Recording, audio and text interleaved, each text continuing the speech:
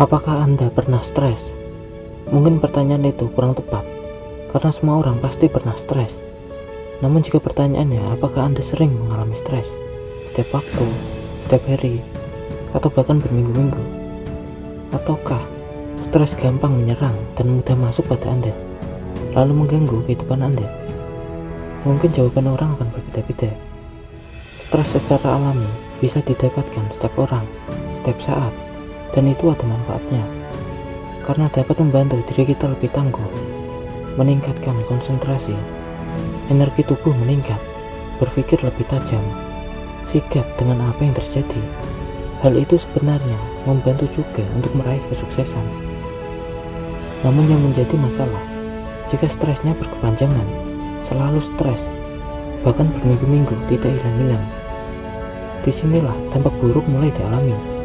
Cemas, sedih, menyalahkan diri sendiri, takut suatu hal, bisa juga disertai detak jantung bekerja lebih keras, sehingga memicu penyakit datang. Stres juga membuat mood berantakan, otot saraf di kepala menegang lalu merasakan sakit kepala, otak terpenuhi beban pikiran dan emosi, lalu timbul gangguan tidur atau insomnia dan lain sebagainya. Lalu timbul pertanyaan, mengapa ada orang yang bisa mengambil manfaat dari stres dan ada yang malah mendapatkan efek buruk dari stres?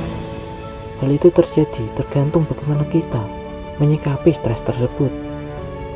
Ingat, stres itu alami, tapi bagaimana menyikapi stres itu yang menjadi patokannya. Dan yang menjawabnya adalah kebiasaan kita, attitude pribadi kita. Ada yang stres dengan masalahnya lalu membiarkan berlarut-larut, menunda-nunda hingga menumpuk lalu merusak. Ada yang stres mendapatkan masalah lalu menerima, segera bertindak dan segera menyelesaikannya. Ada yang stres minum alkohol, nonton porno, narkoba. Ada juga yang justru ketika stres malah berolahraga, liburan, bahkan membaca, menulis. Ada yang stres memendam lalu menyakiti diri sendiri. Ada juga yang terbuka dan segera mencari solusi. Di sini yang menjadi akibat terbesar adalah attitude kita. Cara kita menyikapinya seperti apa? Kebiasaan kita bagaimana? Apakah itu bermanfaat ataukah malah merugikan? Sayangnya kebiasaan ini terletak di pikiran bawah sadar.